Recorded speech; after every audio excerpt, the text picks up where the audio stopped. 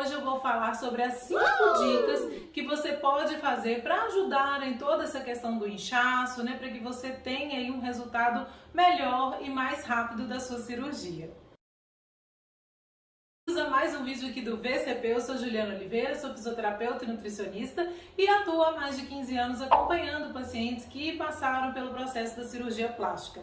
Uma reclamação muito comum de pessoas que fizeram a cirurgia é que às vezes demora muito para ter uma melhora do inchaço, tanto na região abdominal quanto também, né, o inchaço geral mesmo após o procedimento. Então, muitas vezes o que falta também são orientações na parte de alimentação que vão ajudar nesse processo. Por isso, hoje eu vou listar aqui as 5 dicas que eu acho importantes que vão ajudar para você que vai passar pelo procedimento, começar a fazer ali no pós-operatório para poder ajudar, para não ficar tão inchada, e você que já fez a cirurgia também começar a ver melhores resultados. Dica número 1, use chás. Os chás, eles ajudam muito nessa questão do inchaço, porque além de a maioria ter um efeito diurético, eles também ajudam muito na questão da inflamação. Então, tomar ali entre 2 e 3 xícaras de chás ao dia é muito interessante. Um dos chás que eu acho ótimo para essa questão mesmo do inchaço, né, no pós-operatório, é o chá de cavalinha, porque além dele ter esse efeito diurético, ele também contribui para o processo cicatricial e também ajuda inclusive na saúde da pele, das unhas.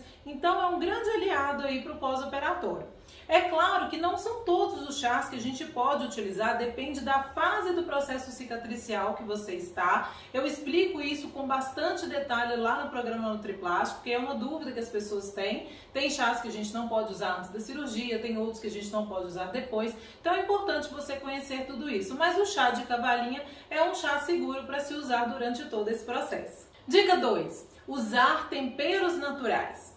Muitas vezes eu vejo que os pacientes, eles usam temperos prontos, né? Esses que a gente compra industrializado no supermercado, e esses temperos acabam tendo ali na composição glutamato monossódico com um alto teor de sódio, e isso acaba fazendo com que a gente retenha mais líquidos e sem saber o porquê. Então, usar temperos naturais, como por exemplo salsinha, cebolinha, alecrim, tomilho, enfim, manjericão, tem tantas opções que a gente pode usar. Outra opção que eu sempre dou para os meus pacientes é fazer o sal de ervas, onde a gente mistura ali várias ervas com o sal para poder diminuir mesmo a quantidade de consumo de sal durante o dia. 3. Sempre consuma fibras quando for consumir frutas ou doces.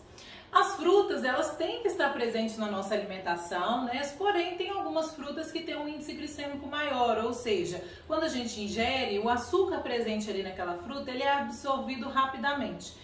Todas as vezes que a gente tem esse pico, essa elevação nos níveis de açúcar no sangue, a gente tem também uma maior retenção do sódio e, consequentemente, de água. Então, a gente tende a inchar e o processo fica difícil. Então, é sempre interessante, para frear um pouquinho a absorção desse açúcar da fruta ou de alguma preparação mais doce, usar então fibras, porque elas vão realmente diminuir a velocidade dessa absorção.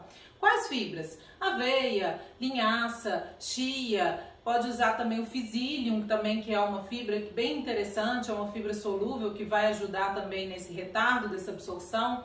Então, sempre conciliar com o uso desses alimentos com as fibras para poder evitar esses picos de açúcar. Dica número 4. Consuma mais alimentos cozidos do que alimentos assados no forno na air fryer.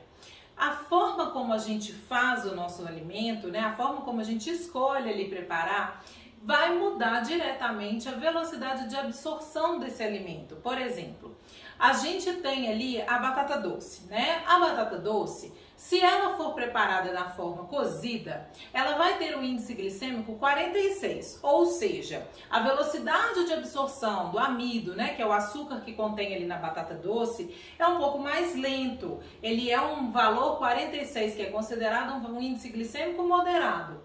Já, se você pega essa mesma batata doce e coloca ela no forno para assar, Esse processo de calor, né, esse calor seco, vai desidratar a batata e fazer com que o amido presente nela seja quebrado e absorvido de uma forma muito mais rápida pelo nosso organismo.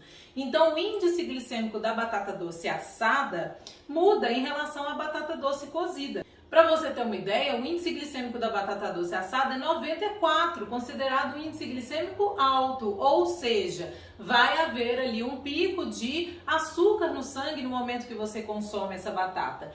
Por isso que é importante a gente entender essa forma de preparo dos alimentos, porque do contrário, às vezes você está inchando sem saber o porquê, sendo que você está comendo ali alimentos saudáveis. Porém, eu vejo os pacientes mesmo, eles vão me mandando, né, fotos do prato que eles estão consumindo lá no programa NutriPlast, e aí eu tenho que chamar a atenção, porque as pessoas ficam ali comendo muitos chips de batata doce, chips de beterraba, chips de batata, e achando que os chips tem as mesmas vantagens, né, as mesmas propriedades de uma batata doce cozida, por exemplo. Não é, tá, gente? Então tem que ter cuidado com a forma do preparo que você escolhe, porque isso vai influenciar diretamente. Se você tem ali picos de açúcar, como eu falei, você tende a inchar mais por causa da retenção de sódio, e aí você às vezes não entende o porquê que não está tendo o resultado que você gostaria. Dica número 5, consuma mais alimentos germinados.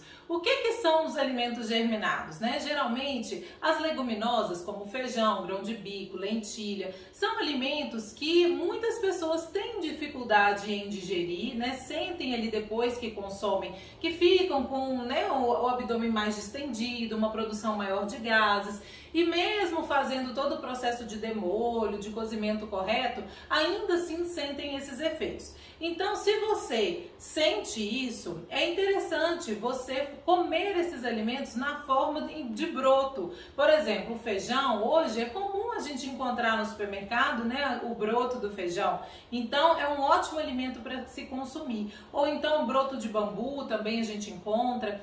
E a gente pode também fazer a germinação em casa. Lá no programa NutriPlast eu disponibilizo um e-book só sobre isso, como fazer esse processo de germinação, onde a gente pega, né, essas leguminosas e faz todo um processo ali de lavagem, deixa ali ela secando em uma temperatura correta, porque essa leguminosa, ela é uma semente, na verdade, ela vai brotar. E a partir daquele momento que ela brota, ou seja, que ela germina, todos esses efeitos, né, essas proteções que existem ali na semente, que pode causar esses efeitos mesmo, esses sintomas em algumas pessoas, eles vão diminuir. E o processo de germinação também faz com que esse alimento concentre muitos fitoquímicos, então ele é muito rico em antioxidantes, que vão também trazer um benefício enorme para a nossa saúde.